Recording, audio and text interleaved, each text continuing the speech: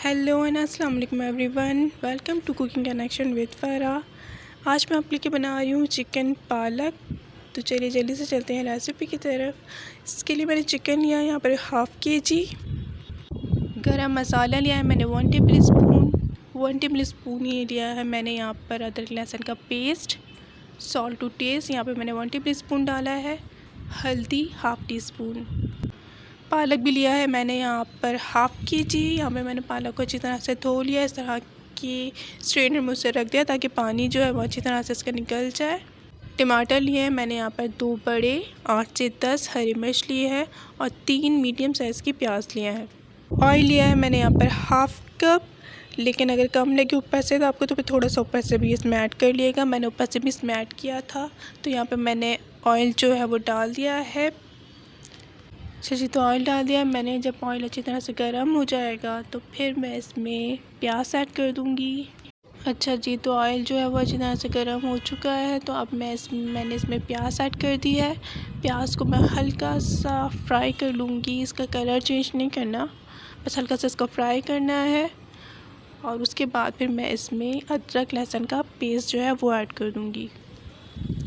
तो यहाँ पर मैंने अदरक लहसुन का पेस्ट जो है इसमें ऐड कर दिया है।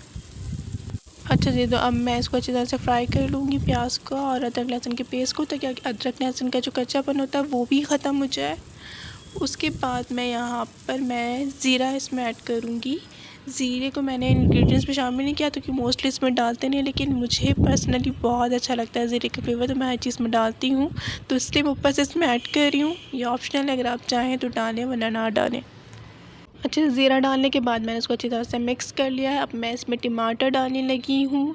टमाटर मैंने डाल दिया है, इसे अच्छी तरह से मिक्स कर लूँगी। और जब तक टमाटर थोड़ी सी सॉफ्ट हो जाए, अच्छी तरह से कुक नहीं करना है हमें, लेकिन थोड़ी से सॉफ्ट हो जाएंगे जब तक मुझे इसको पकाना है। उसके बाद मैं इसमें हल्दी और नमक ऐड कर दूँगी।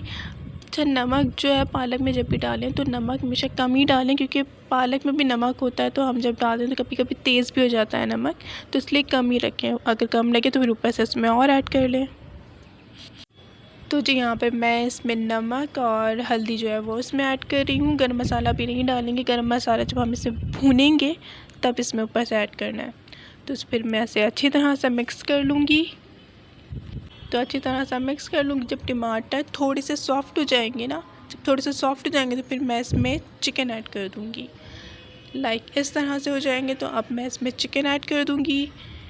तो यहाँ मैंने इसमें चिकन ऐड कर दिया है। चिकन ऐड करने के बाद मैं इसे अच्छी तरह से मिक्स कर लूँगी ताकि सारे मसाले चिकन के साथ अच्छी तरह से रच बस जाएँ। तो जी, इसे अच्छी तरह से मिक्स करने के बाद मैं यहाँ पर इसमें पालक ऐड कर दूँगी।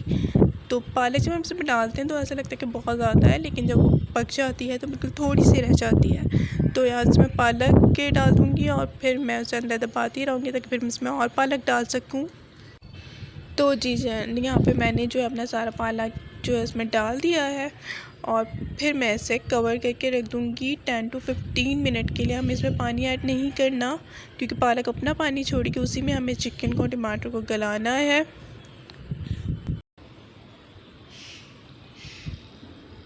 तो जी, यहाँ पे मैंने इसको कवर कर दिया है। बीच बीच में इसे चेक करती रहूँगी, जैसे जैसे पानी छोड़ती रहेगी पालक तो फिर मैं उसे ऊपर नीचे करती रहूँगी। तो यहाँ पर हमारा चिकन भी जो है वो गल चुका है और पालक ने भी अपना सारा पानी छोड़ दिया है। तो अब मैं इसे हाई फ्लेम पर भुनाई कर लूँगी इसकी, गरम मसाला डालकर। तो तैयार है हमारा चिकन पालक। इसे सर्व कीजिए गर्मा गर्म चपातियों के साथ, बहुत ही ज़्यादा मज़ेदार लगता है। इसे मैंने गार्निश किया हरी मिर्चों के साथ और बहुत ही ज़्यादा मज़ेदार लगता है। अगर बच जाए तो सुबह नाश्ते में पराठे के साथ खाइए, बहुत ही अमेजिंग लगता है।